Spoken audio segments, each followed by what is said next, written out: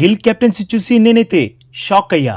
అయినా మేం మ్యాచ్ గెలవడానికి కారణం కూపర్ కన్నోలీనే అని శ్రేయస్ అయ్యర్ అంటుంటే, జీటీ కెప్టెన్ శుభ్మన్ గిల్ మాత్రం మేము ఓడిపోవడానికి కన్నోలీ కారణం కానే కాదని, నేను చేసిన మిస్టేకే, బ్లండర్ మిస్టేకే అతిపెద్ద కారణమని తేల్చేశాడు. మరి ఇద్దరు కెప్టెన్లు పోస్ట్ మ్యాచ్ ప్రజెంటేషన్లో ఏమేం మాట్లాడారో తెలుసుకునే ముందు బాస్, పీబీకేఎస్ వర్సెస్ జీటీ మధ్య మ్యాచ్ చాలా చాలా ఉత్కంఠభరితంగా, చాలా రసవత్తరంగా సాగింది.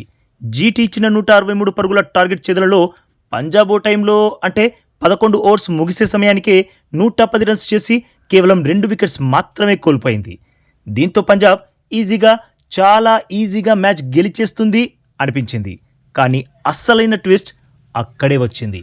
ప్రసిద్ధ్ కృష్ణ బౌలింగ్ వేయడానికి రావడంతోనే మ్యాచ్ మొత్తాన్ని మలుపు తిప్పేశాడు.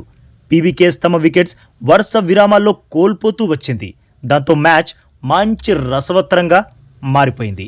ఎవరు గెలుస్తారు అని అంతా చాలా ఉత్కంఠగా చూశారు. అయితే పీబీకేఎస్ బ్యాటర్ కూపర్ కన్నోలీ తన అత్యుత్తమమైన బ్యాటింగ్ పర్ఫార్మెన్స్తో పంజాబ్కి అత్యద్భుతమైన విజయాన్ని అందించాడు. ఇక మ్యాచ్ తర్వాత ప్రజెంటేషన్ సెరమనీలో శ్రేయస్ అయ్యర్ మాట్లాడుతూ ఫస్ట్ ఏమన్నాడంటే, నా చేతి గాయం బాగానే ఉంది, కాకపోతే ఆ గాయానికి దిష్టి తగలకూడదని కోరుకుంటున్నా. మ్యాచ్ విషయానికి వస్తే కూపర్ కన్నోలీ చాలా అద్భుతంగా బ్యాటింగ్ చేశాడు. ముఖ్యంగా రషీద్ ఖాన్ బౌలింగ్లో తానాడిన షాట్స్ మైండ్ బ్లోయింగ్. ఇక డ్రెస్సింగ్ రూమ్ లోపల నా చేతి గాయానికి ఐస్ పెట్టుకునే లోపే మా వికెట్స్ వరుసగా పడిపోయాయి.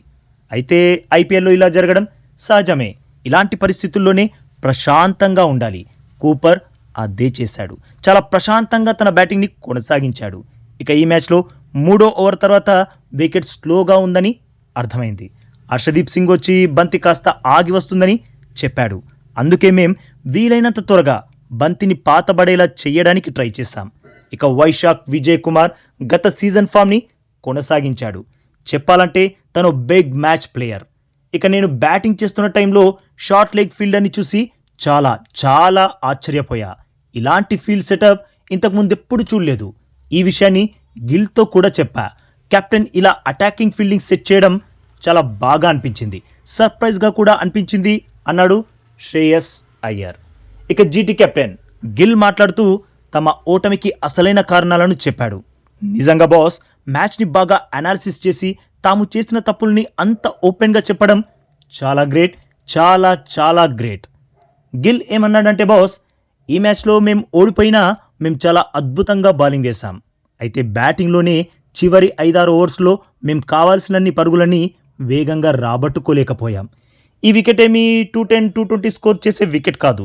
ఈ వికెట్పై 175, 180 స్కోర్ చేసినా సరిపోయేది. బంతి పాత పడే కొద్దీ పిచ్ స్లోగా మారింది. షాట్స్ ఆడడం చాలా కష్టమైంది. ఇక రెండో ఇన్నింగ్స్లో వర్షం రావడంతో బంతి తడిసిపోయింది. దాంతో బ్యాటింగ్ ఈజీగా మారిపోయింది. బంతిని ఏమాత్రం గ్రిప్ చేయలేకపోయారు మా బౌలర్స్. అలాంటి సిచ్యువేషన్లో కూడా మా బౌలర్స్ సూపర్ బౌలింగ్ పర్ఫార్మెన్స్ ఇచ్చి ఆపోజిట్ టీంని ఒత్తిడిలోకి నెట్టగలిగారు. యాక్చువల్గా ప్రసిద్ధ్ కృష్ణతో ఇంకా ముందుగానే బౌలింగ్ వేయించాల్సింది. మ్యాచ్ ఆల్మోస్ట్ పంజాబ్ చేతిలోకి వెళ్ళాక కూడా కిర్రాక్ బౌలింగ్ వేసి ప్రసిద్ధ్ మ్యాచ్ని చివరి వరకు తీసుకెళ్లాడు. ప్రసిద్ధ్తో ముందే బౌలింగ్ వేయించి ఉంటే ఫలితం వేరేలా ఉండేదేమో అని అనిపించింది. ఇది కంప్లీట్గా నా తప్పే, నేను చేసిన బ్లండర్ మిస్టేకే. కానీ వికెట్ స్లోగా మారుతున్న పరిస్థితుల్లో వేగంగా బౌలింగ్ వేసే బౌలర్ అయితే వికెట్స్ తీయగలడు అని అనుకున్నా. ప్రసిద్ధ్ నెట్స్లో కూడా సూపర్ బౌలింగ్ వేస్తున్నాడు. అందుకే తనతో ఆలస్యంగా బౌలింగ్ వేయించా. తనే కాదు, అశోక్ శర్మ కూడా అద్భుతంగా బౌలింగ్ వేశాడు. అతను తన ఆట కోసం చాలా కష్టపడ్డాడు.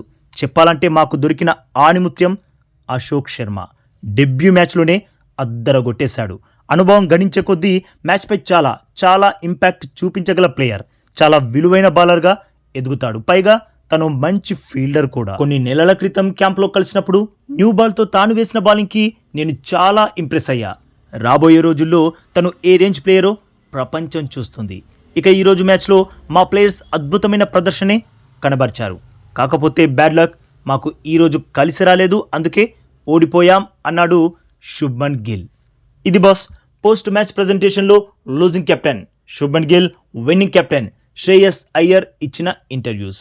మరి వీరి ఇంటర్వ్యూస్ని తెలుగులో విన్నందుకైనా ప్లీజ్ వీడియోకి ఒక్క లైక్ కొట్టి మన ఛానల్ని సబ్స్క్రైబ్ చేసేసుకోవచ్చుగా బాస్. ఇక ఈ వీడియో చూసినందుకైతే మీ అందరికీ దిల్ సే థ్యాంక్ యూ బాస్.